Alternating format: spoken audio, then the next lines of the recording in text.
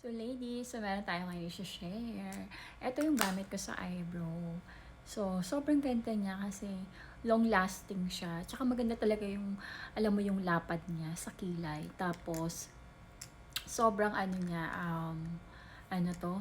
Sobrang affordable lang. Tapos, this is from Shein lang.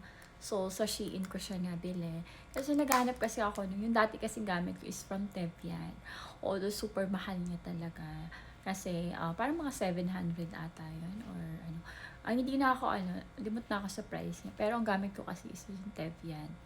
Tapos, so, nag-switch ako sa Shein lang. So, super favorite ko talaga to kasi, ano siya, ayan siya. So, meron siyang, alam nyo yung parang wet na ganun.